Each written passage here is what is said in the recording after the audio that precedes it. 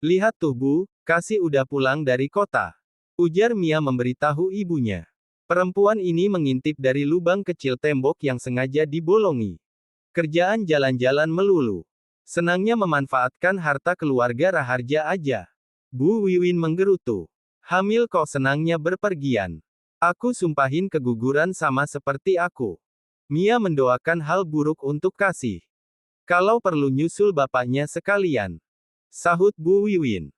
Mereka terus mengintip, hingga akhirnya mereka dikejutkan dengan suara Dito yang tanpa mereka sadari sudah pulang sejak tadi.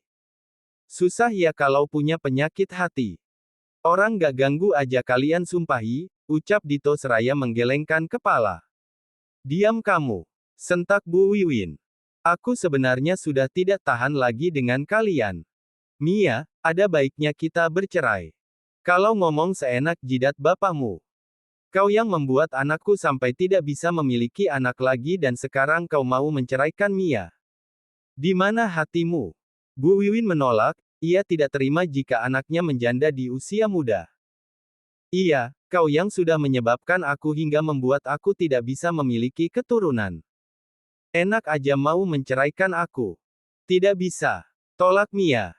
Jika kau tidak mau bercerai, setidaknya hargai aku. Bersikaplah lebih baik dan jangan suka mengurusi kehidupan orang lain. Gak capek apa? Kasih yang mulai, dia sudah merebut segalanya dariku. Ucap Mia benar-benar membuat Dito stres. Kasih tidak pernah menyakitimu, kalian saja yang selalu mengusik keluarganya. Bela aja terus mantan kamu itu. Ujar Mia tidak terima. Sifatmu terlalu keras Mia.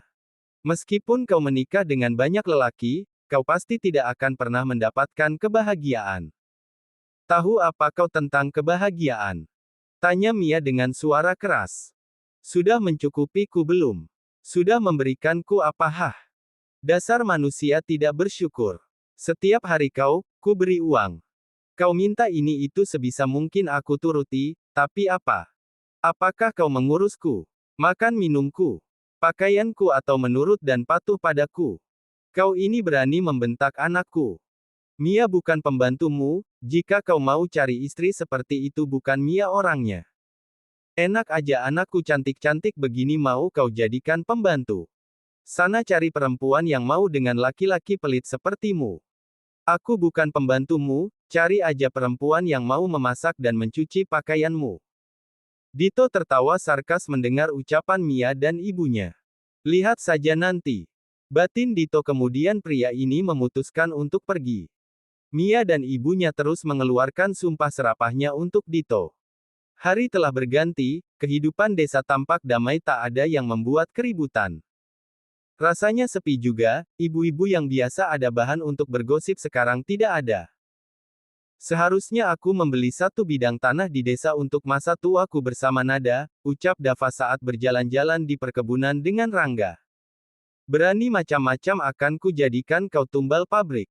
Ancam Rangga. Keluargamu menggunakan pesugihan. Tanya Dava tiba-tiba merinding. Enak aja. Bantah Rangga, kau tahu sendiri jika perkebunan jeruk beserta pabriknya peninggalan dari kakek buyutku. Tadi kau mau menumbalkan aku. Ujar Dava. Itu jika kau berani macam-macam pada adik iparku. Lumayanlah menumbalkan kau sama aja menumpuk harta kekayaanku. Sahut Dava bercanda. Gadis desa cantik-cantik ya. Apalagi yang kerja di pabrik tadi, ucap Dava membuat Rangga geram. Wah, matamu ini harus dicongkel lalu dikubur di perkebunan ini biar subur. Mulut bajingan satu ini membuatku geli saja. Hai, mau kemana kau Rangga? Rangga mempercepat langkahnya. Istriku minta bawakan buah jeruk langsung dari pohonnya. Tolong bantu petik. Setelah memetik beberapa buah, Rangga dan Dava langsung pulang. Di desa mereka lebih senang naik motor daripada mobil. Sore ini Kasih yang sedang berjalan-jalan santai bersama adiknya disapa oleh beberapa orang warga. Kata orang, saat hamil sering berjalan kaki akan mempermudah proses melahirkan. Sudah berapa bulan Kasih? Tanya seorang tetangga. Jalan 4 bulan Bu, jawab Kasih dengan senyum ramahnya. Wah, sehat-sehat ya. Iya Bu, terima kasih. Tiba-tiba saja Mia yang sedang mengendarai motornya berhenti tepat di samping Kasih. Ya ampun, jalan-jalan santai katanya tapi kok pakai emas seperti toko emas berjalan. Singgung Mia. Heh Mia, kamu ini kenapa sih? Bawaannya syirik aja. Sahut Bu Mawar, tetangga Kasih. Iya nih, suka-suka Kasih lah mau pakai emas atau rantai kapal sekalian. Imbuh Bu Marni. Yang beliin suaminya kok kamu yang repot. Timpal Bu Julaiha.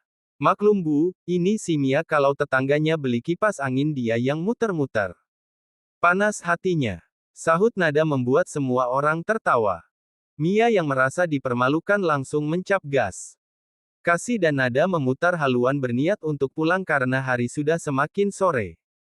Belum sempat membuka pintu gerbang, kakak beradik ini dihadang oleh Mia dan Ibu Wiwin. Mau apa? Tanya Kasih. Berani-beraninya kamu mempermalukan anakku. Sudah merasa jago kamu. Ujar Bu Wiwin. Dasar manusia sakit jiwa. Ucap nada. Yang mulai duluan anak situ kok kami yang disalahkan aneh. Heh nada. Yang sopan kamu sama orang tua. Bentak Mia. Tidak perlu sopan pada kalian, sahut nada. Sudahlah Bu, kami tidak pernah mengusik kalian. Kenapa kalian suka mengusik kami? Ujar Kasih yang sudah merasa lelah. Kalau kalian mau hidup tenang, kamu. Tunjuk Bu Wiwin. Gugurkan anakmu dan ceraikan Rangga. Dia milik Mia, bukan milikmu. Dasar pencuri. Dasar pencuri calon suami orang. Imbuh Mia. Nada yang sudah kesal dan geram menjadi satu langsung menjambak rambut Mia. Pertengkaran tidak terelakkan lagi. Bu Erni yang baru saja pulang dari toko kuenya langsung turun dari motor untuk melerai anaknya yang sedang bertengkar dengan Mia. Saat Bu Erni hendak menarik nada agar menjauh, Bu Wiwin malah menjambak rambutnya. Kasih mundur, ia tak berani melerai karena takut jika kandungan kenapa-kenapa. Para tetangga mulai ramai berdatangan untuk memisah keempat orang ini. Rangga dan Dava yang baru saja pulang terkejut saat melihat di depan rumah mertuanya ramai orang. Rangga langsung melompat dari atas motor untuk mencari istrinya. Begitu juga dengan Dava yang membantu memisahkan Nada dan Mia. Dava langsung menggendong Nada sedikit menjauh dari Mia. Lepas Mas, lepaskan aku. Ujar Nada. Itu mulut si minyak jelantah harus dirobek. Udah, gak usah. Mia yang seolah menantang membuat emosi Nada semakin tersulut. Gadis ini hendak berlari menghantam Mia tapi dengan cepat Dava menggendongnya ke pundak lalu mengajak Nada masuk ke dalam rumah. 1 bulan kemudian, kehidupan di desa tampak damai sejak kejadian keluarga Bu Wiwin bertengkar dengan keluarga Bu Erni. Bu Wiwin dan Mia semakin dibenci para tetangga dan warga setempat. Sudah lama gak ada yang bikin heboh ya Bu, Ibu. Ucap salah seorang warga. Iya Bu, tumben banget itu si Mia tidak bikin ulah. Ujar Bu Mawar. Ibu-ibu. Tahu gak, kata orang-orang, itu si Dito udah nikah lagi secara diam-diam sama kembang desa sebelah. Kata Bu Julaiha memberitahu. Ah, iya. Aku juga dengar. Timbal Bu Marni. Biar tahu rasa tuh si Mia. Seru Bu Mawar. Wah, dasar orang kumpang. Senangnya bergosip tapi tidak bercermin pada dirinya sendiri, sahut Mia yang tiba-tiba muncul di tongkrongan Bu Mawar, Bu Julaiha dan Bu Marni. Siapa yang bergosip? Masa kamu gak tahu kalau suamimu hampir setiap hari pergi ke desa sebelah? Ketus Bu Mawar. Makanya Mia, jadi istri itu yang baik dan penurut. Alhasil malah ditinggal nikah diam-diam. Sahut Bu Marni. Seketika Mia diam saja, sebenarnya ia sudah mendengar desas-desus jika Dito sudah menikah lagi secara diam-diam dengan perempuan lain di desa sebelah. Mia memutuskan untuk pulang, hatinya tiba-tiba saja berkecamuk penasaran. Siap-siap kampung heboh Bu. Ucap Bu Mawar. Untuk pertama kalinya Mia pulang ke rumah sambil menangis. Bu Wiwin yang sedang berada di dapur langsung keluar saat mendengar tangisan anaknya. Mia, kamu kenapa? Siapa yang sudah membuatmu menangis? Tanya Bu Wiwin. Bu. Mia memeluk ibunya. Kamu kenapa Mia? Semua orang bilang kalau Dito nikah lagi secara diam-diam dengan perempuan dari desa sebelah. Aku gak terima, adu Mia dengan isak tangisnya. Jadi benar isu yang beredar itu. Aku gak mau dimadu, Bu. Aku gak mau dimadu. Benar-benar keterlaluan, awas aja. Ayo kita pergi ke rumah mertuamu. Bergegas Bu Wiwin dan Mia pergi ke rumah Pak Fahmi. Hanya butuh waktu 10 menit mereka sudah sampai. Dito, Dito, teriak Bu Wiwin. Bajingan, sialan, keluar kau. Umpat Bu Wiwin sedangkan Mia hanya bisa menangis. Mendengar suara ribut-ribut di luar, para tetangga dan Pak Fahmi sendiri langsung keluar. Kebetulan sekali Dito dan Arum sedang menginap di rumah Pak Fahmi. Kenapa kau teriak di rumahku hah? Sentak Pak Fahmi. Betapa sakit hati Mia saat melihat suaminya keluar bersama perempuan lain. Oh, jadi ini alasan kamu jarang pulang? Tanya Mia dengan suara sesegugkan. Kau sendiri yang menantangku untuk mencari perempuan lain, sahut Dito. Berani-beraninya kau memadu anakku. Dasar bajingan. Bu Wiwin benar-benar geram dan marah pada Dito. Dito, kenapa kau tega sekali? Tangis Mia semakin deras. Bu Wiwin yang tidak terima hendak menjambak Arum tapi dengan cepat Dito menarik Arum ke belakang dirinya. Jangan sentuh istriku, ucap Dito. Aku tidak terima, kenapa kau tega menikah lagi? Tangis Mia semakin kencang. Harusnya kalian sadar diri kenapa anakku sampai menikah lagi, ucap Bu Rima. Apa kurangnya anakku hah? Dibanding dengan pelakor ini, Mia jauh lebih cantik dan segalanya. Aku sudah berapa kali mengajak Mia bercerai. Tapi dia tidak mau, aku juga sudah memberikan kesempatan bagi Mia untuk berubah tapi dia malah menantangku. Laki-laki manapun pasti akan mengambil keputusan yang sama jika istrinya sama seperti Mia. Jelas Dito panjang lebar. Ceraikan dia. Titah Mia tidak terima. Aku tidak akan menceraikan Arum tapi aku sudah mengurus surat perceraian dengan Mia. Sahut Dito membuat Mia semakin histeris. Aku gak mau bercerai, aku gak mau. Tolak Mia meraung. Tega-teganya kamu, Dito. Bu Wiwin geram. Makanya Mia, berubah. Sifat, sikap dan kelakuan kamu dan ibumu sudah sangat mengganggu para tetangga. Celetuk salah seorang tetangga.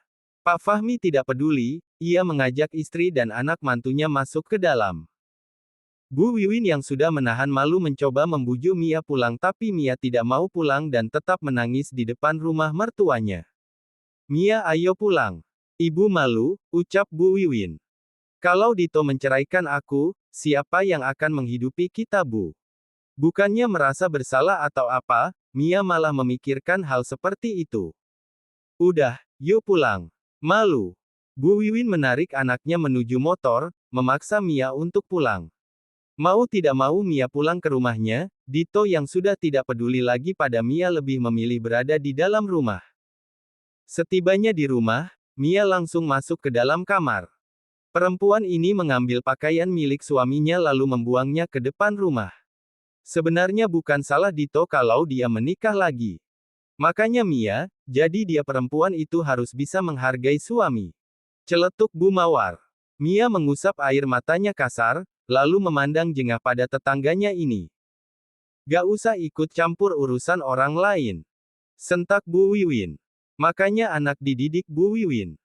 Sekeluarga kok sakit jiwa semua. Sahut Bu Marni. Bubar gak?